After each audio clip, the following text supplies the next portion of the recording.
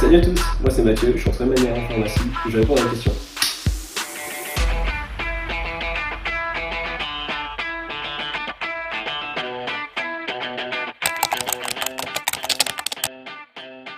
Alors, le métier de pharmacien déjà c'est assez vaste, ça dépend de ta filière.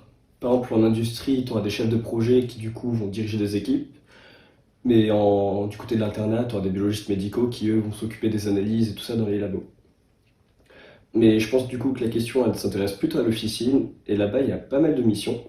Déjà il y a la préparation d'ordonnances, on va vérifier que l'ordonnance est valide, qu'il n'y a pas de souci au niveau des interactions.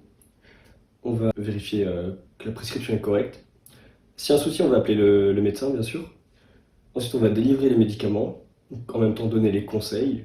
C'est-à-dire, par exemple, quelqu'un qui prend des médicaments contre le cholestérol, on va lui dire de ne pas prendre de pamplemousse avec, parce qu'il peut y avoir des interactions. Ou un patient qui prend des tétracyclines, on va lui dire de... Donc les tétracyclines, c'est un antibiotique.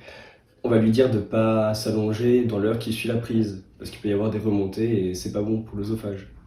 Toujours dans le domaine de l'antibiotique, quelqu'un qui prend des quinolones, on va lui dire de ne pas trop s'exposer au soleil parce que le médicament est photosensibilisant. Il y a d'autres missions encore. Par exemple, on va avoir la gestion du paramédical à côté, on va avoir des missions aussi de dépistage, on l'a vu au moment du Covid, mais aussi pour la grippe et des streptocoques. On va aussi avoir des missions de vaccination au niveau de la grippe, au niveau du Covid. Et on a aussi des entretiens pharmaceutiques avec les patients avec des pathologies chroniques. On va donc voir comment est-ce qu'ils vivent leur traitement, s'ils rencontrent des soucis particuliers, s'il y a une bonne observance et tout ça. Voilà.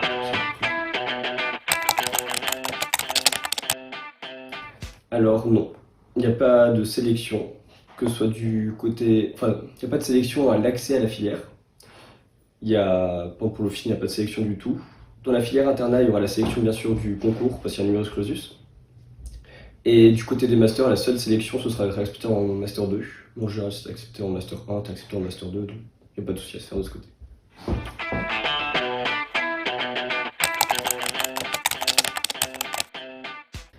Alors c'est équivalent, mais c'est différent, parce qu'on a plus de TP, donc c'est pas juste de la théorie, et c'est déjà des connaissances beaucoup plus spécialisées, beaucoup plus orientées, donc forcément ce sera peut-être plus intéressant pour nous, on aura plus de plaisir à travailler.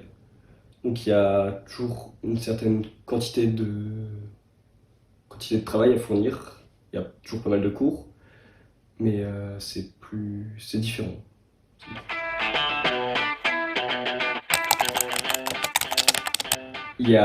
Comment il y a un SPS, il y a un contrôle continu qui se fait avec des épreuves, mais aussi au niveau des TP. Et il y a également des partiels donc, à la fin du semestre. Donc ça permet un peu de gérer son travail.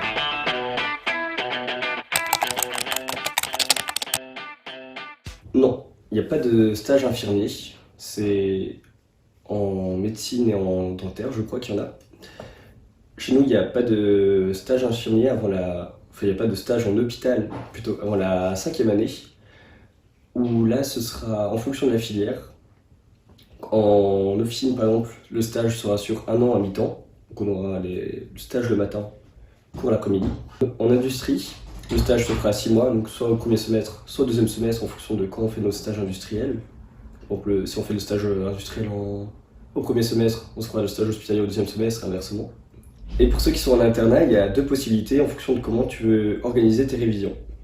Si tu veux vraiment te concentrer sur les révisions au premier semestre, vu que le concours est en décembre, tu peux choisir de faire ton stage au deuxième semestre, donc ce sera à temps plein.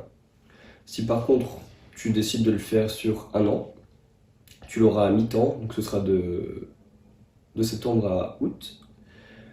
Et dans ce cas-là, tu verras plus de terrains de stage, parce qu'en fait on en change tous les 3 mois. Donc forcément, sur 6 mois, tu verras que 2 terrains de stage. Par contre, si tu le fais sur 1 an, tu pourras en voir 4.